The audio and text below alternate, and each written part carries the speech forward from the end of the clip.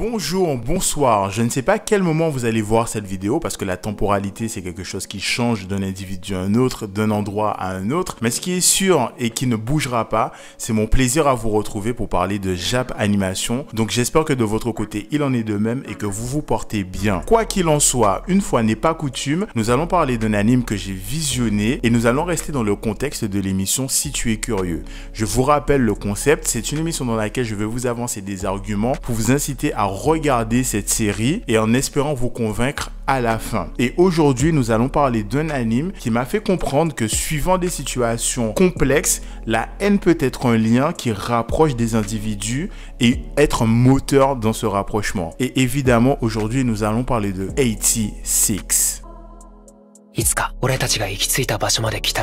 Alors, ça fait un moment que vous et moi, on se retrouve sur YouTube pour parler de manga et de Jap Animation, ce qui fait que vous savez que la phrase qui va suivre est « Le contexte dans lequel on va se plonger aujourd'hui nous conduit en l'an 2148 ». Et là, on va découvrir un monde qui est en guerre et cette guerre est tenue par deux grosses entités, les méchants étant représentés par une légion. Cette légion est composée de drones totalement autonomes qui marchent vers la deuxième entité, à savoir la République de Magnolia, et elle-même va déployer ses propres drones autonomes afin de faire face à cette menace. Et une fois qu'on a établi ce contexte, on va se rendre compte avec le premier épisode que les choses ne sont pas aussi tranchées qu'elles le paraissent et c'est le personnage de Mélisée qui va nous permettre de découvrir ça. Mais avant d'étayer mon propos sur ce personnage et le premier épisode, il me faut faire une parenthèse. Parce que lorsque j'ai vu Mélisée pour la première fois, je me suis dit mais attendez, elle me fait penser à quelqu'un et c'est là que j'ai pensé à l'anime Akame ga Kill et au personnage de SDS. Enfin pardon, je vais vous mettre une image des deux personnages.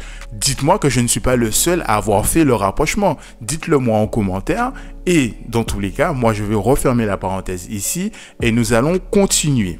Alors revenons à nos moutons, revenons donc à ce premier épisode et comme je vous le disais tantôt, nous allons découvrir une partie de la République à travers les yeux de Mélisée. Et qu'est-ce qu'on va voir dans un premier temps? Une première personne avec les cheveux blancs et les yeux blancs, puis une deuxième, puis tout un tas de personnes blancs de cheveux et blancs des yeux. Donc je me suis dit au pire, c'est juste une décision arbitraire artistique qui n'aura aucune incidence sur le propos qui va nous être raconté plus tard. Et c'est là que Mélisée a débarqué et m'a mis quelques gifs et m'a dit non, jeune spectateur, ce que tu viens de voir là est le principal sujet de notre anime parce que les gens que tu viens de voir défiler sur ton écran ne représentent qu'une partie de la population de notre république. Il existe une autre portion de citoyens qu'on va appeler ici les 86 et cette population, non seulement elle est colorée de peau et de cheveux, mais elle a été déportée de leur district à des camps militaires afin de piloter, et oui je fais des guillemets quand je dis piloter que vous ne voyez pas, les Juggernauts dits autonomes.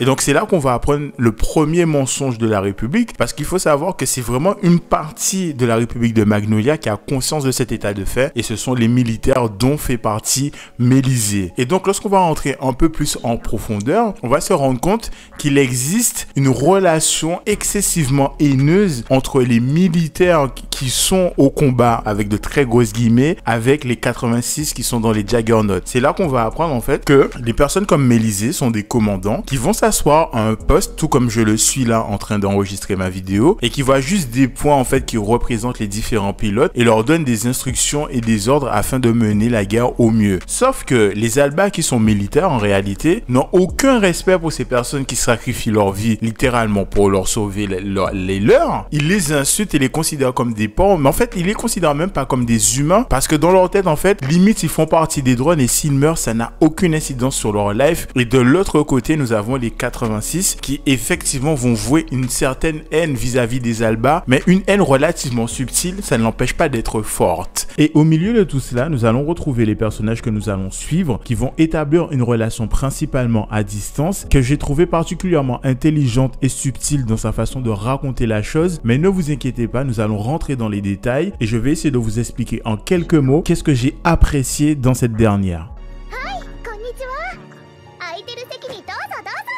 Alors, afin que nous nous comprenions bien, il va falloir que je vous décrive la configuration dans laquelle on va évoluer dans l'anime. D'un côté, on va avoir l'entité, le commandant Mélisée, qui va donner des ordres à son escouade, composée uniquement de 86, et cette escouade est dirigée par un certain Undertaker. Il faut savoir aussi que cette escouade est composée d'une vingtaine de personnes, et que cette information a une certaine importance dans le discours de l'anime. Mais on va y revenir un peu plus tard. Donc, nous allons avoir Mélisée qui va se dire, ok, j'ai mes collègues qui vous traitent comme des porcs, comme du matériel interchangeable et qui n'ont aucune considération pour votre vie. Mais moi, j'aimerais faire les choses différemment. Et pour cela, en fait, elle va établir une petite routine parce que ce dispositif audio qu'ils portent et qui leur permet de communiquer peut se connecter à tout moment sous ordre de Mélisée. Donc, elle va installer une certaine forme de routine et les appeler tous les soirs, les interroger, leur demander ce qu'ils font de leur journée, quelles sont leurs conditions dans cette caserne, quelles sont leurs perspectives d'avenir éventuellement, est-ce qu'ils n'ont pas peur. En fait, elle va leur poser tout un tas de questions et établir une petite relation avec eux. Mais sauf que, après l'une de ces conversations, l'escouade va subir une première perte lors d'une mission. Et donc là, ce qui était intéressant dans cette première perte et qui va être très récurrent tout au long de l'anime, c'est qu'on va pas assister à cette perte directement. C'est-à-dire qu'au même titre que Mélisée, nous allons entendre via le dispositif audio la personne mourir et on verra juste sur l'écran de Mélisée un petit point noir devenir rouge avec le statut destruction pour nous indiquer que la personne est morte. Et Mélisée va très mal vivre cette première perte et c'est là que un des 86 de son escouade va lui dire, mais pourquoi vous pleurez en fait? Vous faites genre que vous êtes avec nous, que vous nous considérez comme des humains, mais vous n'êtes pas si différente de vos amis parce que jusqu'à ce jour, vous nous avez jamais demandé quels étaient nos prénoms et vous avez utilisé les noms de code que nous ont attribué le système militaire en fait. Donc vous voulez juste un genre en disant vouloir faire les choses différemment. Et cette conversation est le point culminant de tout l'anime, c'est-à-dire qu'à chaque fois que Mélisée va venir faire un pas vers eux, ils vont plus ou moins accepter, mais ça ne les empêchera pas de la mettre face à ses contradictions et surtout face à ses limites dans sa capacité à changer les choses. Limite, on va lui dire, mais vous êtes juste un rouage tout comme nous, c'est juste que vous êtes mieux aussi que nous et vous n'êtes pas sur le terrain à prendre des balles tous les jours. Et là, je suis en train de me dire que cette relation entre Mélisée et cette équipe 86, elle est super intéressante à suivre parce qu'on n'est pas dans la haine gratuite. Pourquoi je vous dis ça? Très souvent, on va avoir des personnages qui vont avoir un mot plus haut que l'autre, qui vont se prendre la tête avec Mélisée, mais c'est pas pour autant qu'ils vont rester campés sur leur position. Très souvent, il va y avoir des remises en question qui seront dues à leur propre chef ou alors, par l'intermédiaire d'un camarade, ils vont pouvoir discuter avec Mélisée le jour suivant, exposer leurs idées plus calmement afin qu'elles comprennent leur point de vue et inversement, ça marche aussi en fait. Alors que très souvent dans des animes, lorsqu'on a deux individus qui sont opposés mais à la fois rapprochés par le ressentiment de haine, très souvent ce qui se passe c'est que l'un ou l'autre sont sourds par rapport aux propos que va tenir leur interlocuteur. Et très souvent, comment ça se termine? Il y en a un qui tue l'autre ou alors l'interlocuteur en face disparaît de l'équation. Ici, c'est vraiment pas ce qui se passe. On est vraiment dans ce qu'on pourrait appeler une tentative d'entente mutuelle pour essayer de changer les choses et globalement, c'était vraiment kiffant. C'était triste aussi, faut pas se mentir, mais globalement, ça reste super agréable à regarder. Et si je devais faire un petit détour du côté de la forme, ben l'animation, elle est propre, elle est claire, on comprend toujours bien ce qui se passe, même lorsqu'il fait nuit, et ça, c'est clairement quelque chose qui personnellement me touche. Et autre avantage, c'est que les Juggernauts, fondamentalement, ce sont des mechas, et les combats de Juggernauts contre la Légion, là aussi, ça fonctionne très bien parce qu'on n'a pas des mechas qui font 45 mètres de long, ils ont une forme d'arachnide, et du coup, ça donne des combats en zone urbaine qui peuvent super intéressantes avec utilisation de grappins et de lames. Donc, de ce côté-là, je n'ai rien à dire. Donc, ces mots-là vont conclure mon propos sur 86 et je vous laisse me dire en commentaire, est-ce que je vous ai donné envie de visionner l'anime?